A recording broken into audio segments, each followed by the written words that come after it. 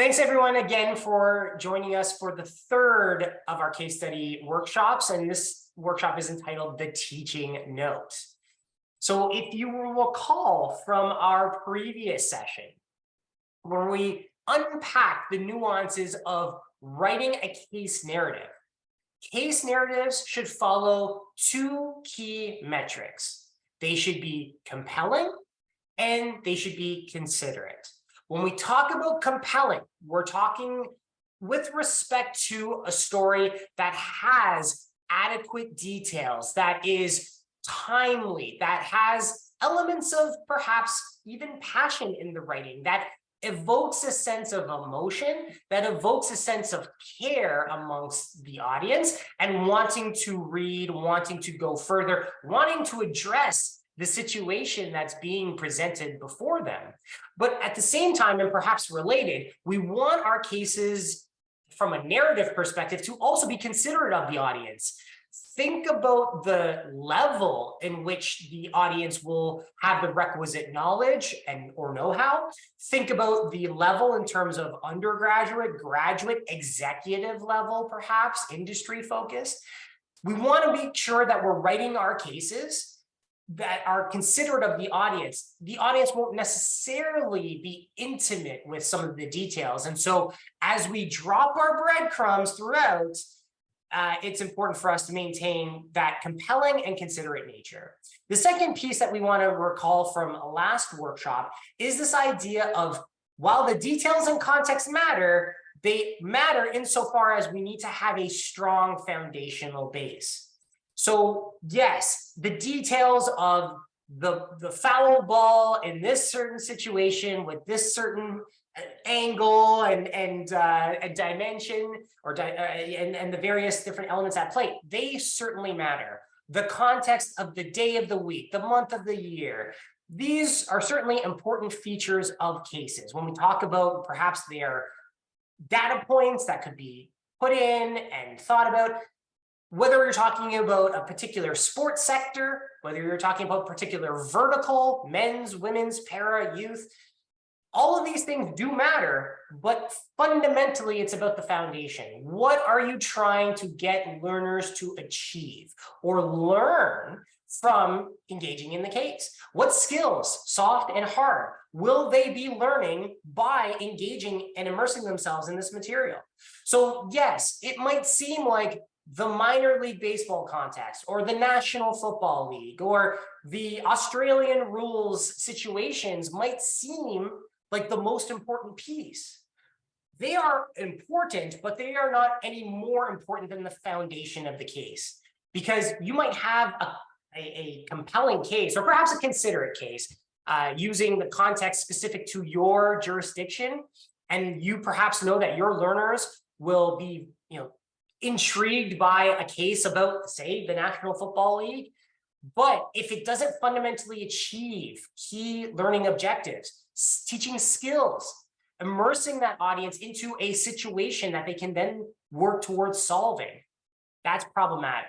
So we need to make sure that, yes, details and context matter, but we need to have a strong, solid foundation. And the last summary point from last time that we need to revisit is this idea of the Freytag Freytag's pyramid device, which allows us to provide or to utilize, allows us to utilize a structure, allows us to consider what pieces will allow us to be compelling and considerate to the audience and create a case narrative that will be used not just now, but next week, next month, and even years from now, and has that longevity and sustainability to it.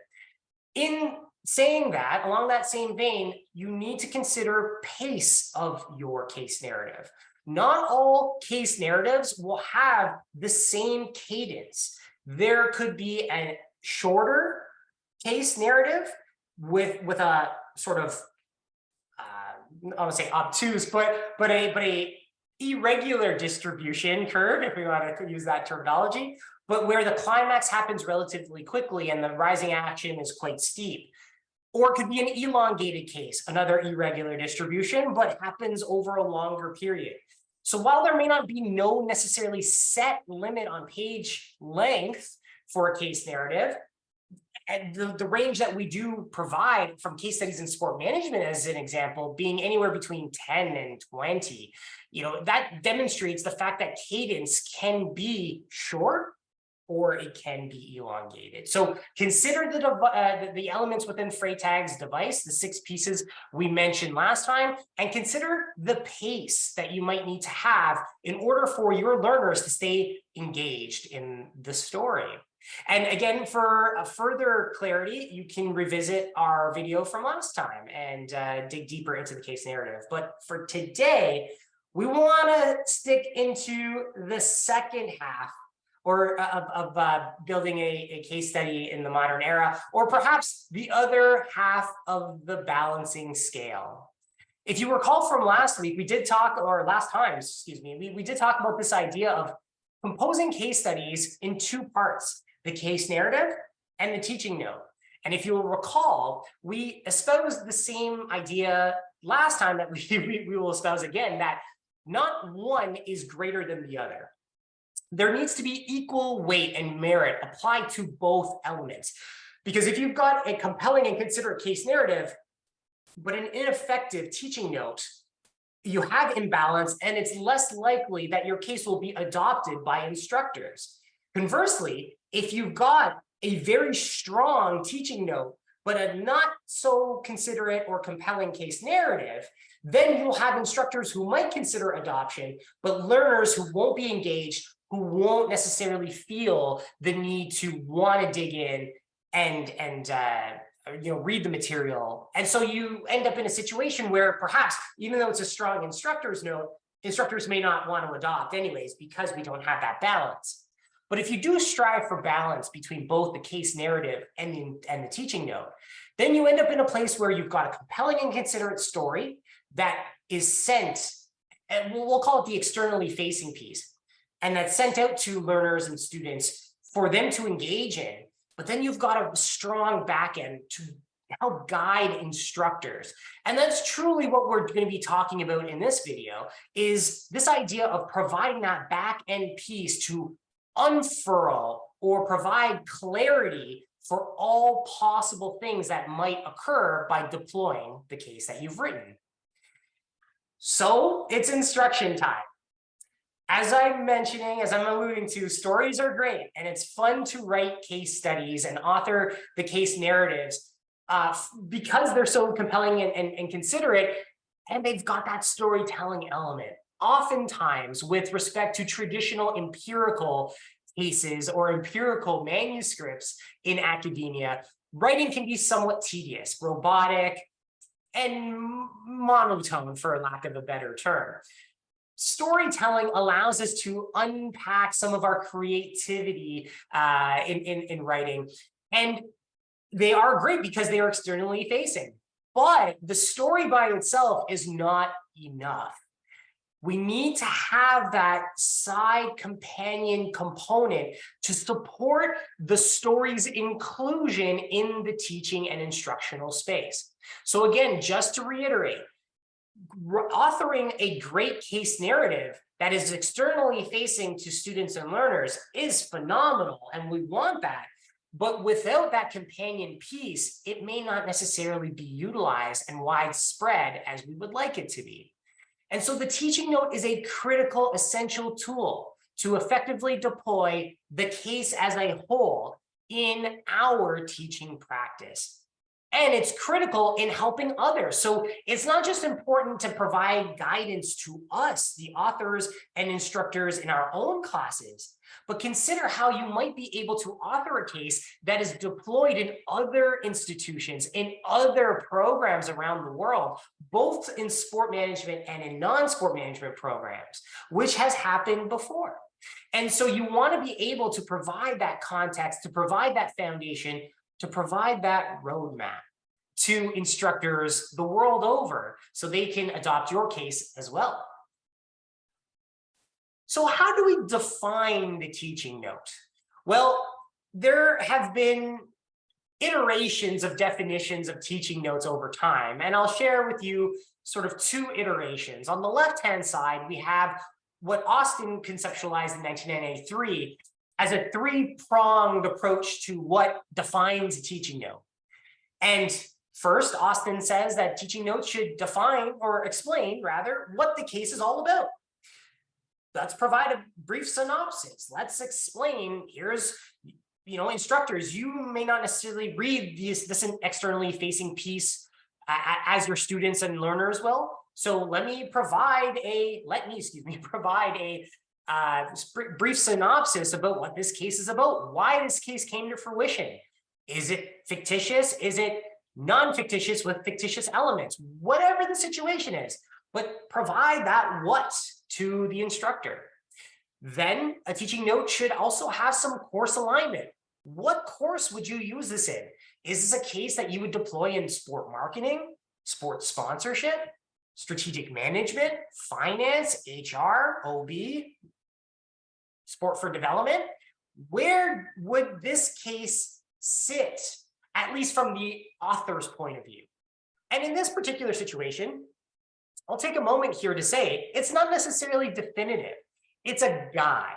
So when Austin in 1993 suggests that defining the note requires authors to align this case with courses, it does not necessarily mean that you need to go out now and find course codes from specific institutions, whether your own or otherwise.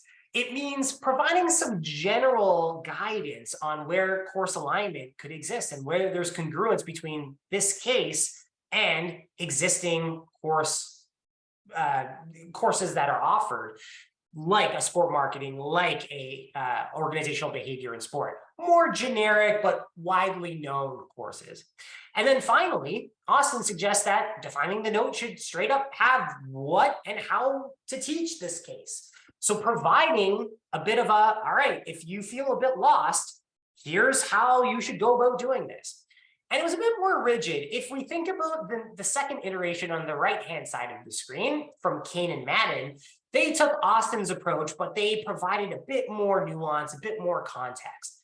So fundamentally, they define the note as it's a roadmap. It is a roadmap that provides not just what the case is about, but who the case could be deployed to, undergraduaets, graduates, what classes, what weeks within a course, what specific sub-contexts within the context. But it also identifies how class time should be maximized using this case. And that's an important piece, because if you think about Austin's last bit, what and how you should teach it, it doesn't necessarily talk about parameters. But in Kane and Madden's definition, we're starting to see more of a, hey, look, if you're authoring a case and you're providing a teaching note, it shouldn't be this grandiose, multi-tiered approach that is unreasonable. It needs to be pragmatic. It also needs to be realistic. And so providing some guidance in and you'll see this later on, 60-minute, 90-minute, 120-minute standard lecture or tutorial could be useful within that roadmap. And so we want to maximize the time that teachers and instructors have with their students and that students have with their teachers and instructors. So thinking about that space, but also just maximizing the teaching and pedagogical moment that we have here. How can you get the most out of this case to teach the skills to achieve certain learning objectives that your course overall might have? So you can see that the definitions have progressed over time. Oh, there we go. And I do want to, again, just harken back to Kane and Madden's piece, because fundamentally, from a case studies and sport management perspective, we really want to hone in on this idea of instructor notes or teaching notes or whatever terminology you'd like to use. They are the roadmap. They should be flexible, they should be thorough, they should be direct, and they should be detailed. Teaching notes, conversely, should not be abrupt, ambiguous, or accidental. In saying this, what we're essentially fundamentally getting at is teaching notes are considerate and compelling, similar to the case narrative, but they are deep. They are thorough. They don't stop. They leave no stone unturned. Now, you'll see in certain circumstances, they might seem a bit more generic, depending on the situation. But while it's generic, it's still flexible. It's demonstrating that it can be used in multiple contexts, or for this purpose or for that purpose. It's thorough. It doesn't stop short of saying, okay, well, this case should be used in this way, or you should ask this question like this and call it a day. It's thorough enough with that flexibility to say, this is one potential question you can ask, but if you want to provide more clarity or context to students, you could do this, this, and this, and then ask a subsequent question. So it's going deeper down that rabbit hole to say, you know what, we want to be flexible and provide instructors in different courses, in different institutions, in different geographic jurisdictional contexts with the tools to deploy their case. So it needs to be detailed, it needs to be direct. And so things don't happen by accident. You need to be intimate when you're authoring your teaching note. So many of you may have seen this slide before, and we've utilized this same scenario of the dots and not molecules, but random dots, that if we write our case narratives in an ad hoc and sporadic way, where there isn't a sense of linearity, if there isn't a sense of structure, rhyme and reason, or perhaps even intimacy with the details, with data points, that readers could get lost. They may feel disconnected and they may withdraw from immersing themselves, into the content. But we can utilize the same conceptual framework of ad hoc and sporadic accidents in authoring our instructor notes or our teaching notes. Because if we are just randomly throwing things into the roadmap, then instructors won't have that ability to feel confident to want to adopt the case, provide that externally facing case narrative to their students, but then dive into the internal roadmap that provides them with guidance. So we want to connect the dots, for lack of a better term.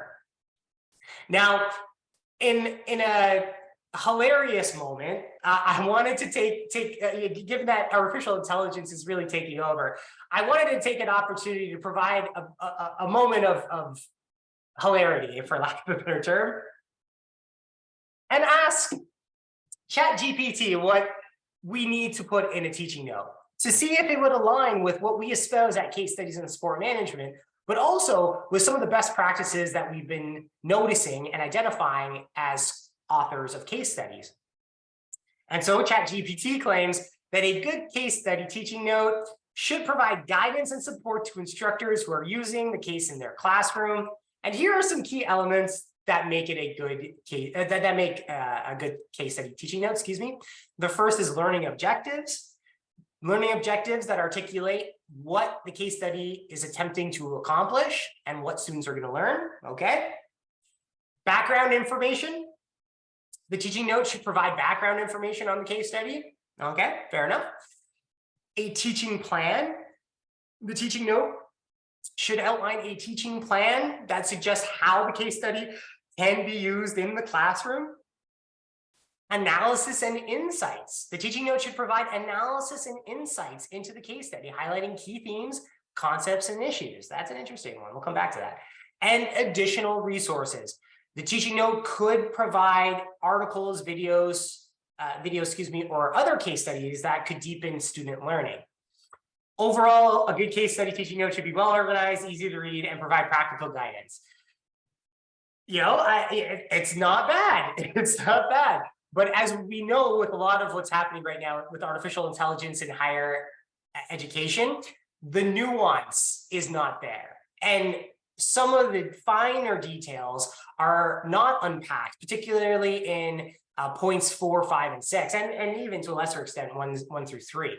But you can see some of what we've already been talking about some of what Austin defined in 93 and then Kane and Madden in 2014 are starting to reappear here, that we want to identify objectives. We want to identify some background. We want to have a plan. Ultimately, or I'm going to go to the next slide and I'm going to come back. But just so I know before we get to our 5 E's, the best way to start planning a good case note, a good case study teaching note, excuse me, is to put yourselves in the shoes of someone who is to put yourselves into the shoes of someone who does not know anything about the subject matter. It's very easy if I were to provide a case to, if I were to author a case in sport marketing and then go, how would a sport marketing professor use this? I am a sport marketing professor, and so that makes a lot of sense to me. But what I need to start to think about is to be more empathetic. If I'm writing a case as an example in strategic management, let's go back to sport marketing. If I'm writing a case in sport marketing, not thinking about myself, who knows intimate details, who knows the literature about sport marketing, who's done research upon research study in sport marketing, but I need to think about the instructor who has never taught sport marketing previously, but is teaching sport marketing for the very first time. What information would they need to know? What details do I need to equip them with in order to feel the confidence to deploy the subject matter within the case effectively and be able to manage that classroom and that class within that course effectively and efficiently? What details, what knowledge, what background, what guiding light do I need to provide? That's the starting point when we're authoring our teaching notes. What would someone who does not have a previous background in this subject matter need to know in order to utilize this case effectively? And that leads us into our lesson planning. So in our roadmap, we need a bit more guidance. Well, what could we use? So if you recall from last time with our case narrative, we can utilize the device of Gustav Freytag and his pyramid. For our case study teaching note, we don't necessarily have a framework like that was developed by a 19th century playwright. But what we do have is a long-standing history of smart pedagogy. And in our history of developing good teaching resources, we've become excellent in higher education in lesson planning. And in lesson planning, one of those devices is the 5 E's: exploration, explanation, elaboration, engagement, and evaluation. And we can harness this 5 E's model, the 5 E's of lesson planning, which we may or may not already utilize in other facets of our pedagogy and other facets of our teaching preparation. We can utilize those same 5 E's to help us to unpack the requirements and elements of a good case study teaching note, or the roadmap, for lack of a better term. So over the course of the next few minutes, we're going to chat about each of the 5 E's and how you can apply them in terms of authoring your case study teaching note. So the first step is to explore. In the exploration step, the goal for the author is to ease the case study instructor, those who are adopting the case. We want to ease the instructor into the material and the lesson. This could involve a brief synopsis of the case, not necessarily an abstract, but more of a detailed executive summary, as it were, of the case. You could talk about the conceptual context, whether it's a specific geographic region, whether it's a specific sports sector, whether it's a particular vertical, men's sport, women's sport, youth sport. So let's dive into this first step with an example from case studies in sport management. And this particular example comes to us from Justin Peters and their authorship team. And their case, again, if you recall from last time's video is Callaway Golf Company and Topgolf, the perfect merger. So these are teaching notes that these authors are providing on the back end to instructors who adopt the case. As you can see in this exploration stage or step, the authors of the case are providing a brief synopsis.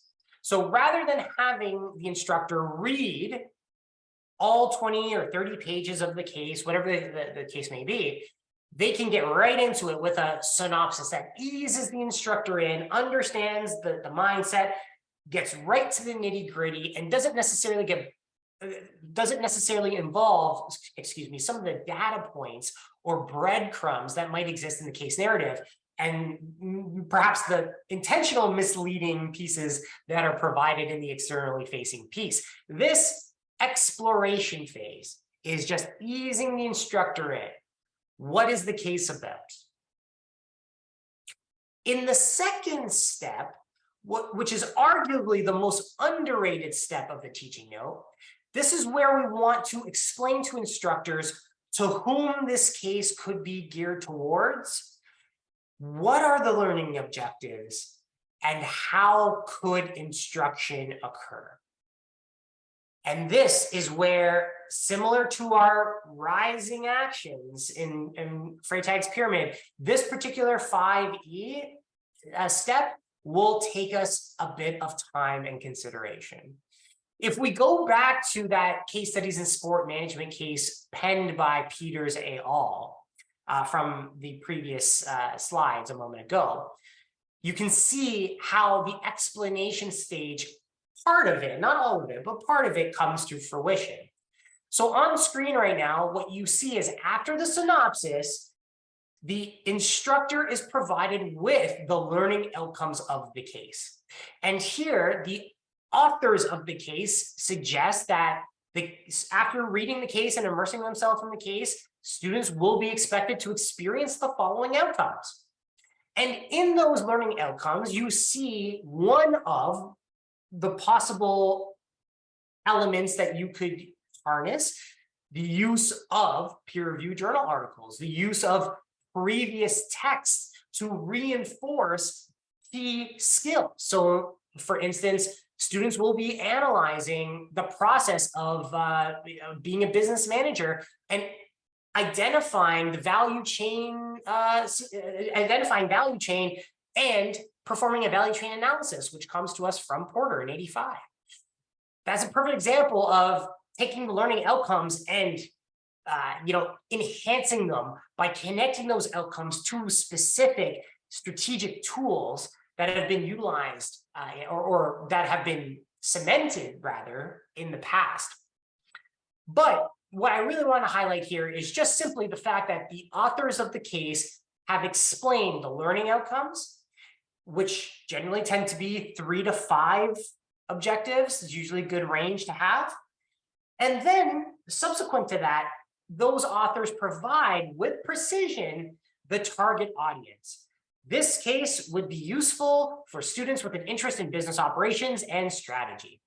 You can see here how the authors have provided flexibility to instructors. They haven't necessarily spelled out whether this case should be used in a particular sport management course or program or paradigm. They've said students with an interest in business operations and strategy. Very interesting. Now, what's cut out from this particular slide, but I will mention out loud, is that the students then go on to proceed to say this case is recommended for students who are in their senior undergraduate year. Perhaps they are senior students in 4th year, or those students who are just learning introductory courses in strategic management at the graduate level. And so when I say introductory, I mean they're being introduced to graduate level topics in strategic management. Again, these authors provide flexibility. It could be undergrads that use this class, that use this case study. It could be graduate students that read this case study. It could be utilized in a sport management context. It could also just be used for regular generic business management programs. Providing that flexibility, but being specific and direct about it. That's the key. The third piece of the explanation step, so we're still in the second E right now, I just want to make that clear, is to lay out the land. If you will recall, I've been utilizing the term roadmap almost interchangeably with this idea of the case study teaching note or instructor's note. And there's a reason why. It's because of this key detailed walkthrough that exists within the explanation step. Putting yourself as authors into the shoes, the mindset of instructors who will be adopting the case, you want to be able to outline a 90-minute typical lesson. Now, in some cases, it could be 90 minutes. In some cases, you might say, look, I've done a typical 90-minute walkthrough here, but perhaps you're utilizing this case for a tutorial or seminar. Here is a 45-minute or a 50-minute piece. Maybe this is a part of a 3-hour lecture, a marathon, if as it were. Maybe you need 120 minutes of lesson planning. Maybe you need 180 minutes. Now, that last bit is a bit extreme, but typically we see case study teaching notes, provide guidance to a typical 90-minute lesson, but also provide a little bit of a option B or plan B, plan C for a 60-minute or 120-minute lesson. But the fundamental piece here is that you're providing that guidance, that detailed walkthrough to instructors so they can have that step-by-step approach and feel confident in deploying the case. As I alluded to earlier, we want to author our case study teaching notes as if the person adopting and deploying this, adopting the case and then deploying it to their students and in their course material have zero knowledge about this particular subject. They have zero knowledge about the theories, about the readings, about the various breadcrumbs that might come up. And so providing guidance to instructors with this is extremely helpful. On screen right now, you'll see a continued example from the Peters et al. Case Studies in Sport Management case on Callaway and Topgolf, the perfect merger. After explaining the learning outcomes, after explaining the target audience or audiences, the authors then decided to proceed further with this typical lesson plan for instructors.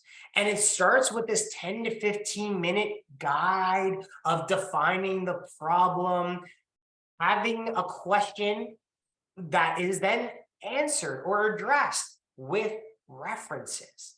Then getting into the situation, 20 to 25 minutes, again, with a question, providing potential answers to those questions. This is one of the common issues we see in case studies in sport management, but also case studies in sport management, the journal, but also just generically, is this idea of providing guidance to instructors, but not providing detailed, elaborate work.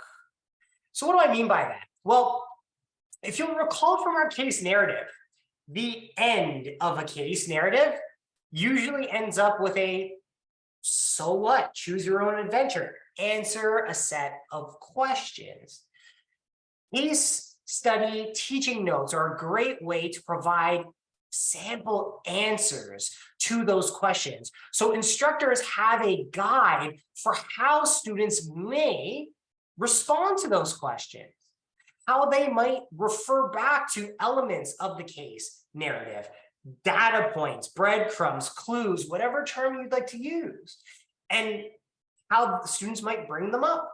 In your explanation phase, or steps, excuse me, this is an excellent instance where you can provide time guidance to instructors, but also answer guidance to instructors because they may not necessarily know what students are thinking.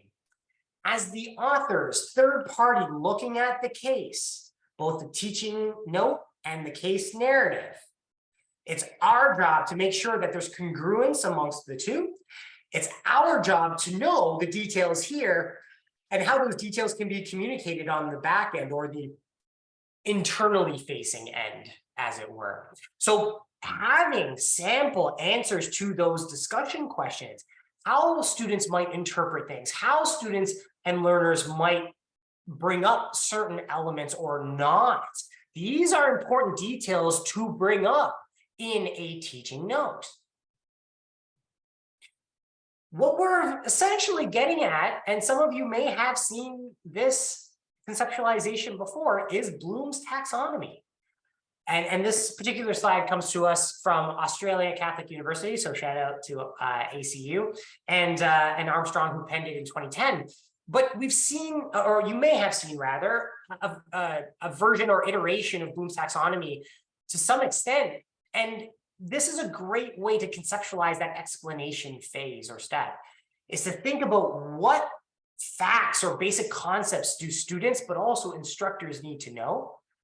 How do we get those learners, but also instructors, to explain those ideas or concepts to one another? How can we apply, execute, implement, solve the questions or situation given what we know and how those what we know is being explained?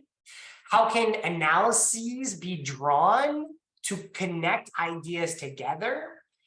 How can we get to a place where folks are evaluating effectively and then creating and producing original work?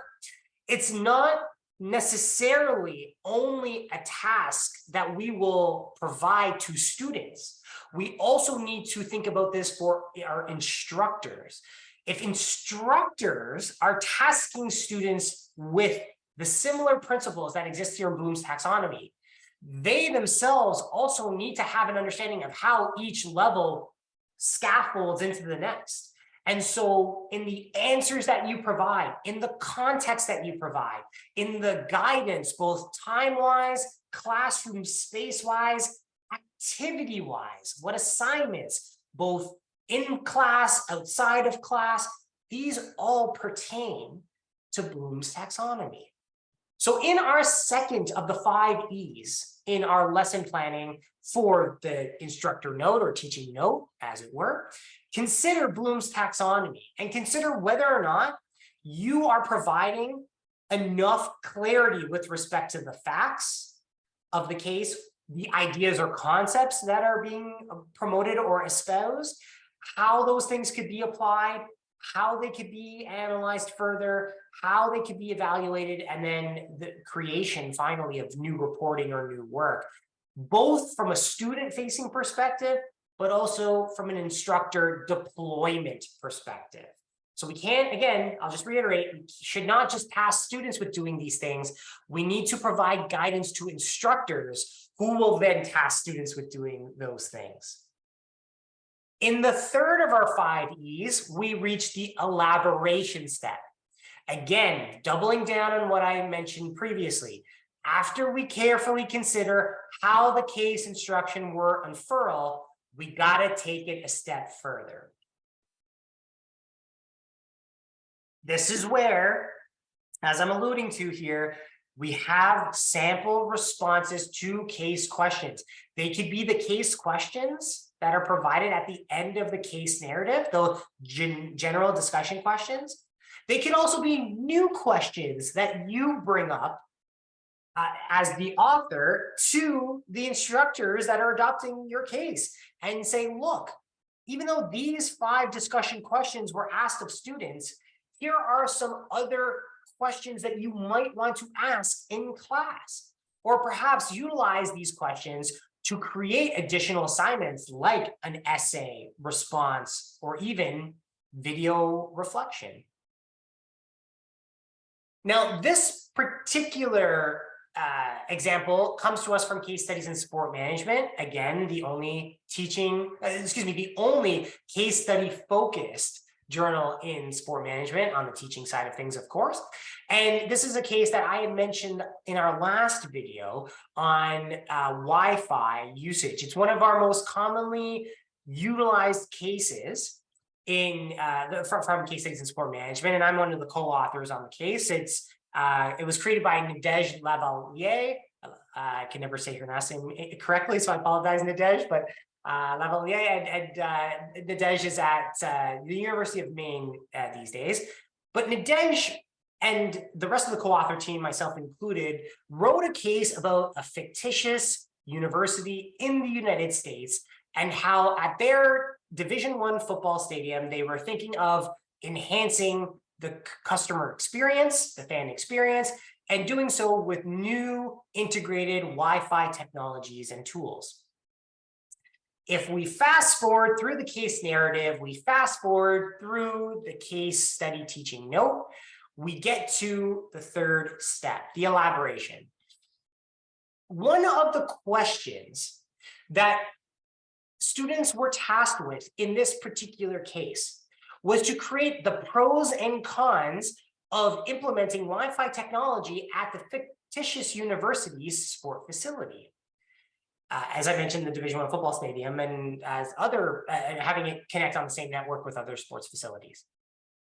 What we as an authorship team continued or produced, rather, is what I'm looking for. What we produced in our elaboration of the teaching note, the instructor note, was an answer to that same question. So while instructors will be tasking students with executing answers to those questions, it's good ammunition for instructors to have as to where student knowledge or student answers and responses might go. And if student responses go a different direction, that's fine as well. But perhaps there are some elements that they might miss that instructors then can say, has anyone thought of perhaps enhancing the fan experience to improve just the overall quality of service? Oh, forgot that one. Or maybe doing so, one of the advantages of installing a Wi-Fi network is to improve our facility management. Oh. Now, while it is not mandatory in providing sample responses, it is deemed as best, or excuse me, perceived as best practice. And that is to connect the sample responses to those questions with specific data points from the case narrative. So as you can see on screen, all of these pros and cons don't just emanate or manifest from thin air. They connect directly back to a sentence or a statement or a particular moment that was mentioned in the case narrative.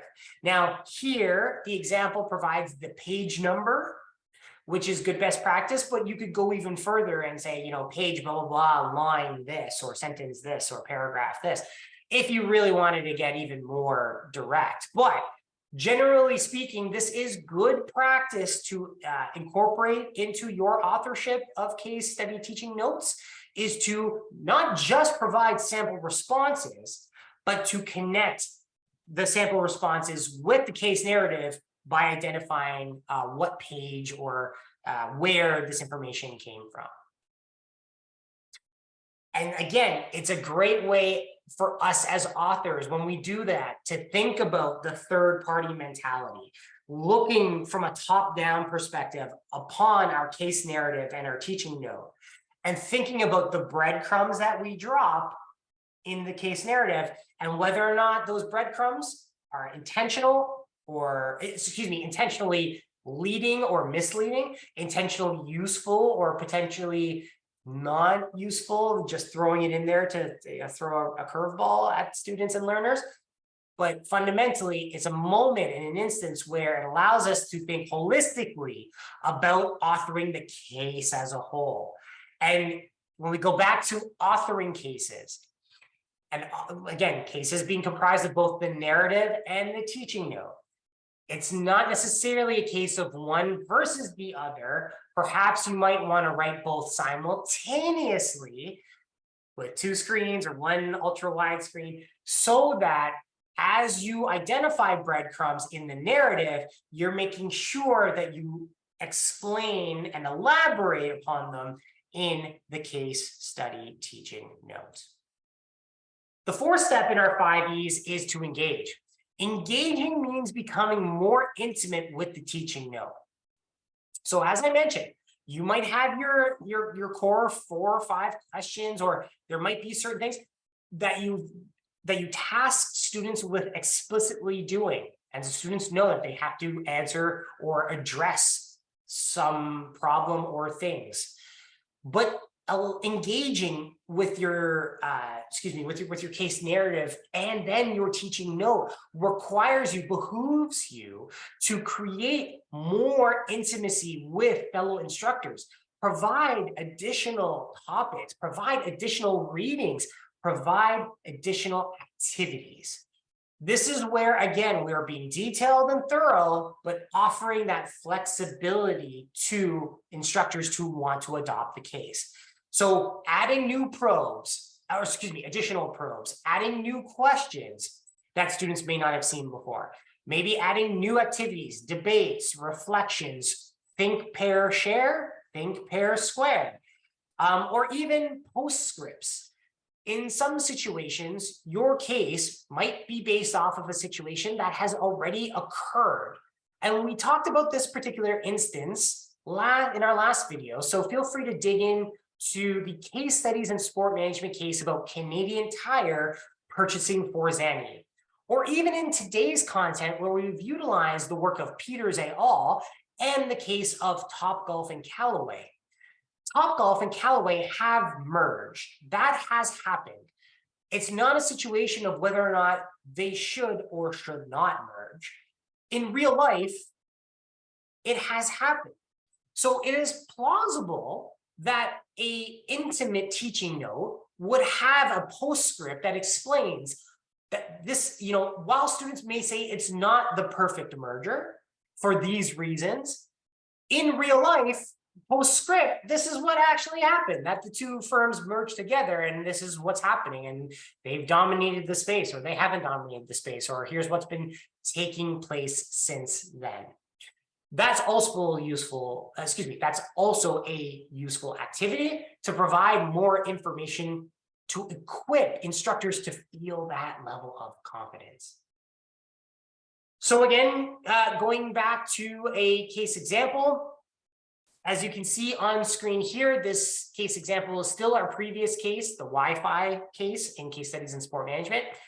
Instructors engage students through, asking them the questions that were asked in the case, but in this engagement step, we can incorporate another activity, such as a guest speaker, perhaps someone from Cisco or someone from a Division I university in the United States who has dealt with this case in the past, this case of enhancing the fan experience through Wi-Fi facilities and infrastructure. You can also see that with this additional activity, we've got how a 50-minute class schedule would kind of shake out. 0 to 5 minutes on this, 5 to 10 on this, 11 to 20. Again, it doesn't mean that you have to be extremely thorough with every single facet. In this additional activity, in this 50-minute case plan, not every minute is accounted for from a detailed perspective. You can see that there is guidance though, and that is the key takeaway. Provide guidance, provide supplementals, provide ammunition to equip instructors. Now, at this moment in time, we're getting closer to the end, but I do want to take a moment to mention that your case narrative and your teaching note are the two documents that you will need to have for a case study to be complete.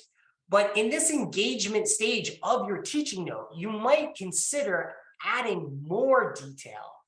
And that may even involve supplemental documents. We've experienced this previously in case studies in the sport management, the journal, where we have had authors who have provided an Excel spreadsheet, where they provided an NVivo file, where they provided a Microsoft Word document with different logos or different tables and charts and figures.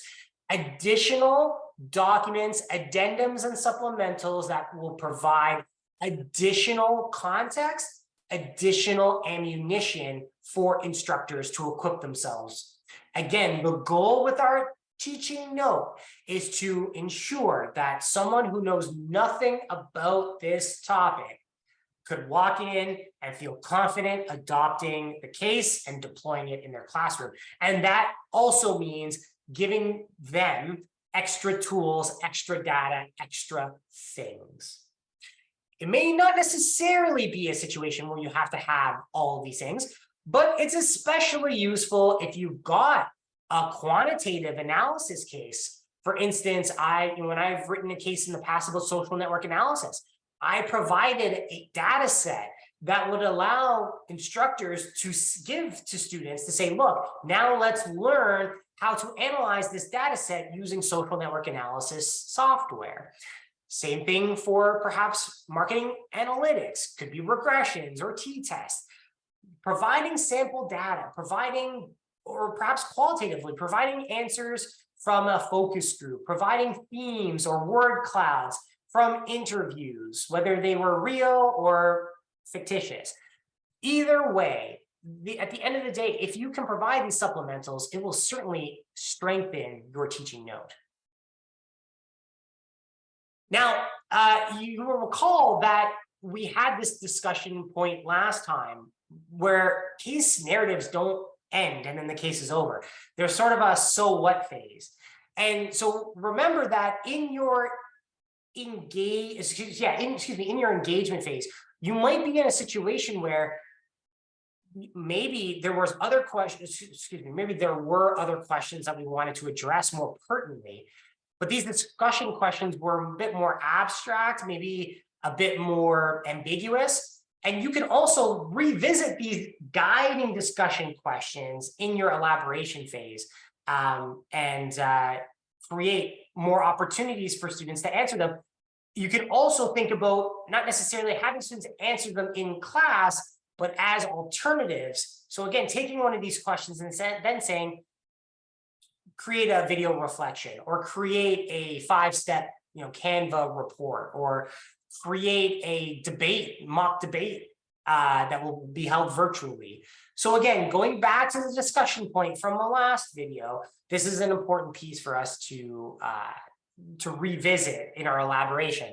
And finally, our 5th E is evaluation. We've provided the synopsis, we've provided the learning objectives, we've provided the 90-minute lesson plan, and now we've even provided sample student responses. Now what do we do? The key here is we need to stop and reflect. We need to evaluate on each step to ensure it aligns with the foundational objective of the case and the case narrative. This goes back to our Rubik's Cube. Think about the 3 dimensions that we talked about in our first video in these set of workshops. Are we thinking about the conceptualization? Are we thinking about the complexity? Are we thinking about the analytical nature? Are we thinking about how we're presenting this information? How in depth, how detailed, how advanced are we going? And do we need to provide flexibility for those 3 streams from our Rubik's Cube in the instructor's note? Because again, we may have conceptualized, written, and even evolved our case from a narrative and instructing note perspective to be a 3-4-3 or a 5-6-5 or whatever numbers you would like to allocate. And if you're a bit unfamiliar with what I'm talking about, please revisit our first workshop when we mentioned the case study Rubik's Cube, more or less. But just because your case is conceptualized as a 7-2-1 doesn't mean that it can't also be a 3-3-3. And that's where you want to evaluate what you've done in your instructor's note to see if you could provide a little bit more guidance. Maybe it means providing flexibility to say, look, you could take this and make it more advanced, or you could bring it back and scale it back to with more simplicity. So think about those 3 levels: simplicity, sort of, we'll say medium to average, and then more advanced. Are you hitting those notes in terms of complexity, in terms of analytical nature, and in terms of the presentation? So you can provide additional readings. You can provide guidance on those 3 axes. You could go further to demonstrate the flexibility of the case. Make it clear to instructors, talk to them. It's a one-on-one situation here. Talk to the instructor and say, you could, as an instructors could utilize this in this way, but if you feel uncomfortable in doing that, here is another way in which this material could be delivered. Elongate answers, provide provide an opportunity to maximize the classroom space, and consider making the implicit explicit. Showcase more of that Rubik's Cube that we've been talking about, not just that this case is a 3-3-3, but that it could be a 1-5-7, or it could be a 2-2-8, or it could be an 8-8-1. Whatever your jam, and again, you're not going to be able to tackle everything and all the numbers and all the pieces, but you can provide more clarity and you can make the implicit explicit. So that's what we want to do in our evaluation stage. As we wrap up, recall that from our case narrative building, we had a similar sentiment from former associate editor at Case Studies in Sport Management, Dr. Christopher Chard, who's currently my colleague. And Chris always says, you only know what you know. But we can also extrapolate that to our instructor notes or our teaching notes. What would you want to know if you were an instructor who was adopting this case?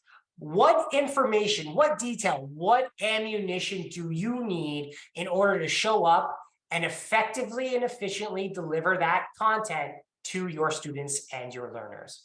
So with your teaching note, when you're authoring, remember, this is a roadmap. It is a guide.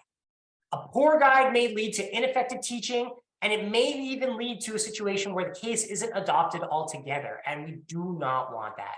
We want to proliferate our case learning around the world in other institutions, other contexts. We want to proliferate these understandings to the next generation.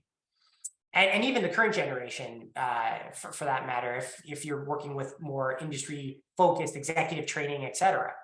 And so it's crucial to consistently consider what information is being provided and whether it is flexible, whether it is thorough, and whether it is detailed.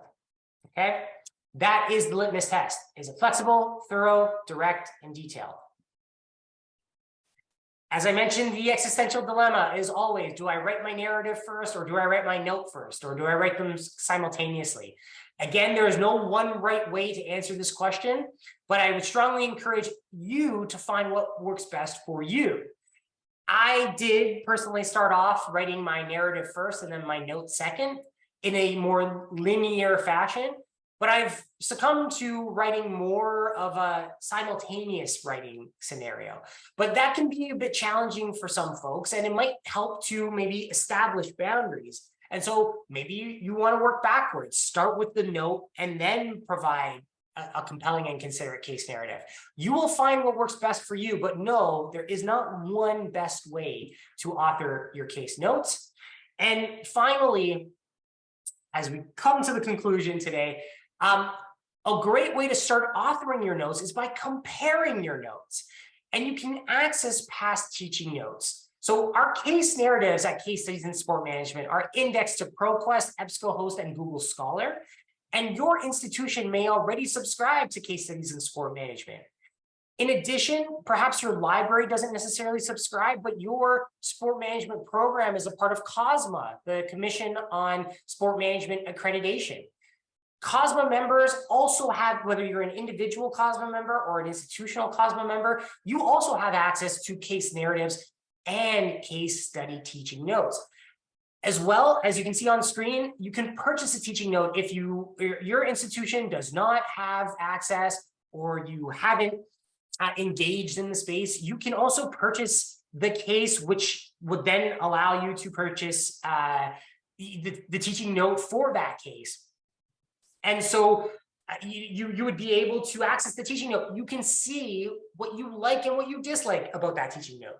Whether if you were adopting that particular case, you would want different information, more information, maybe less information. You can find best practices by comparing what you're attempting to do by engaging with other past written notes. So I encourage everyone out there to look at past teaching notes that have been published by Case Studies in Sport Management through your existing subscriptions or purchases. And if not, please make sure to reach out to your library liaison or whomever in your workplace is responsible for purchasing access, because that's a great way for you to access past teaching notes, whether you're deploying them yourselves or whether you're using them as a guide to help you author the next generation of case studies in sport management cases. These are some of the references that we utilize today. And I just want to thank you again for listening to today's content on the teaching note.